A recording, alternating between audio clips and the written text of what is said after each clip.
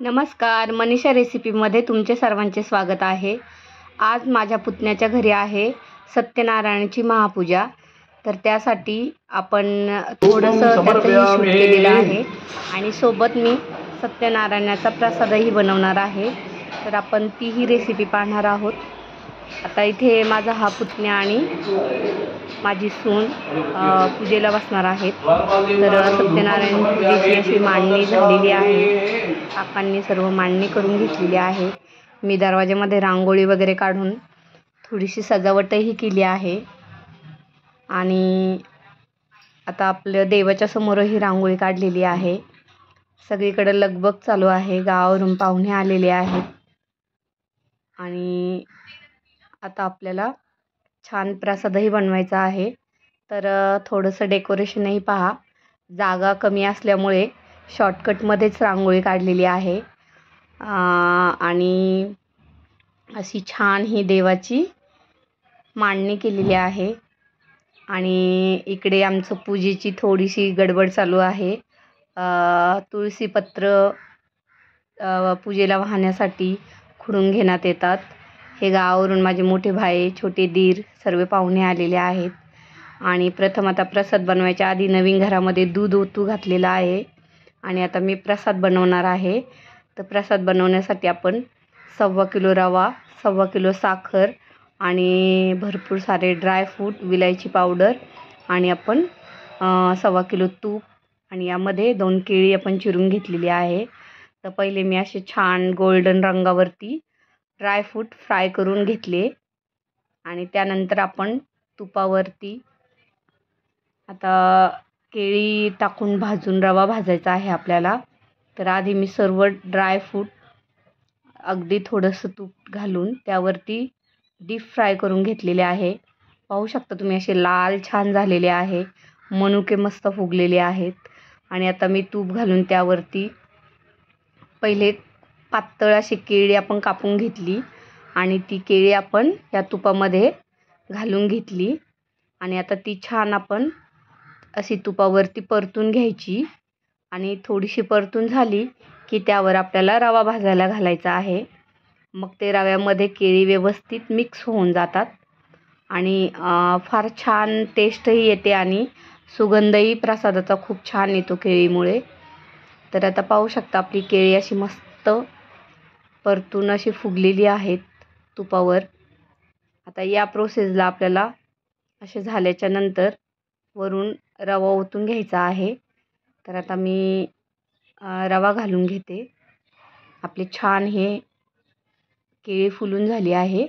आता मी रवा ओतून घेत आहे त्याच्यामध्ये. तर आता पाहू शकता आपण निवडून हा रवा घालून घेतला आहे.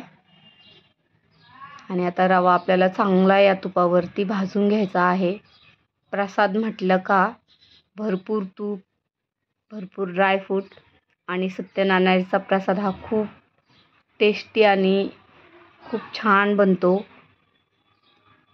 तर त्याचं मेजरमेंट असं सेमच घ्यायला लागतं. खूप अप्रतिम असा हा प्रसाद बनतो. रवा भाजताना थोडी मेहनत घ्यायची आहे.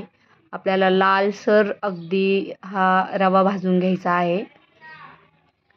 तर आता पाहू शकता तुम्ही भरपूर तूप आहे आणि तुपामध्ये छान हा आपण असा, आणि हा थोडासा जाडसर रवा आहे त्यामुळे भाजायलाही वेळ लागतो.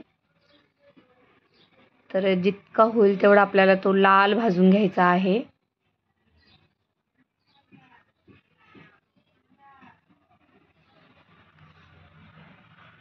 हलून हलून हात दंड दुखून येतात. पण आता प्रसाद आहे. सोबत जाऊबाई आहेत. तर आम्ही मिळून मस्त सगळं करतोय तयारी. तर छान रवा आपला असा भाजत आलेला आहे. अजून त्याला भरपूर भाजायचं. तुम्ही पाहू शकता असं तूप बाजूला झालेलं आहे आणि आपला आता रवाही असा लालसर भाजून झालेला आहे.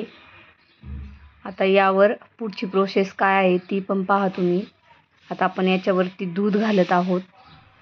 1.25 लिटरला 1.25 किलोच्या याला 1.5 लिटर मला दूध लागलेलं आहे. रवा मोठा आहे, फुगायलाही वेळ लागतो. या प्रोसेसला आपल्याला एकदम गॅस मंद ठेवायचा आहे. मी सर्व ड्रायफ्रूट त्यामध्ये ओतून घेतलेत आणि हे सर्व आता यावर विलायची पूड आपण घातलेली आहे. वेलची पूड घातल्याच्या नंतर ती आपण सर्व हे मिक्स करून घेणार आहे आणि त्यानंतर आपल्याला हे सर्व मिक्स झाल्यावर आपल्याला यावर साखर घालायची आहे. मी साखर सगळ्यात लास्ट घालून घेत आहे. आता ही आपल्याला व्यवस्थित त्याच्यामध्ये हलवून घ्यायची, म्हणजे गरमीने ती चांगली वितळून जाते आणि छान असा रवा आपला हा मोकळा होतो. अजिबात चिकट होत नाही रवा आणि व्यवस्थित एकदम हे प्रमाण आहे. तर पाहू शकता तुम्ही, आपण तो व्यवस्थित मिक्स करून घेतलाय.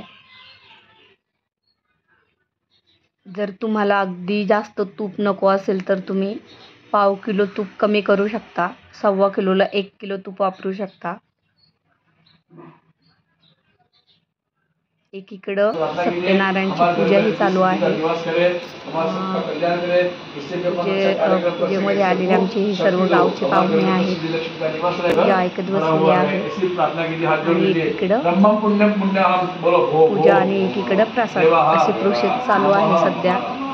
तर थोडंसं मलाही हाताला कळ लागल्यावर या माझ्या मोठ्या दोघी जाऊबाई आहेत, त्याही हेल्प करत आहेत मला. तर आता पाहू शकता, आपण मंद आचेवरती हा फुलायला ठेवला होता आणि यावर आपण झाकण ठेवलं होतं. टोप मोठा आहे त्याच्यामुळे रवा असा पूर्ण खाली आहे, त्यामुळे तो कमी प्रमाणात दिसत आहे. तर आता छान हा अगदी शिजून रेडी झालेला आहे हा. तरी पण आपण याच्यावरती थोड्या वेळ झाकण ठेवून असंच देणार आहे आणि यावर एक तुळशीपत्र ठेवतो आपण, प्रसाद आहे म्हणून. अशा प्रकारे आपला हा प्रसाद रेडी झालेला आहे. सत्यनारायणची कथाही वाचून झालेली आहे आणि ब्राह्मण काकांनी होम पेटवलेला आहे. इकडं आम्ही घरातल्या सुवासिनी एकमेकीला हळदी कुंकू लावून घेतोय.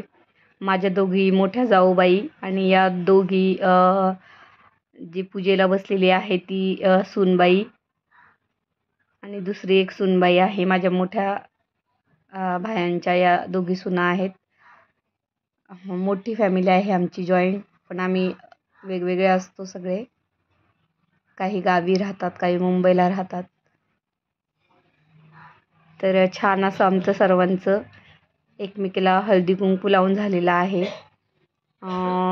पूजा झाल्याच्या नंतर आम्ही पहिली पंगत 5 सवासणी जेवू घातल्या आणि त्यानंतर आपण पाहुणे जेवायला घातले. तर छोटंसं आमचं फोटो सेशनही झालेलं आहे आणि आम्ही असे छान छान फोटोही काढलेले आहे. आणि असा छोटासा आमचा घरगुती प्रोग्राम होता हा. तर मस्त आम्ही एन्जॉय केलेला आहे. तर तुम्हाला हा व्हिडिओ कसा वाटला कमेंट करून सांगा. लाईक करा, सबस्क्राईब करा, शेअर करा आणि कमेंट करून नक्की सांगा. धन्यवाद.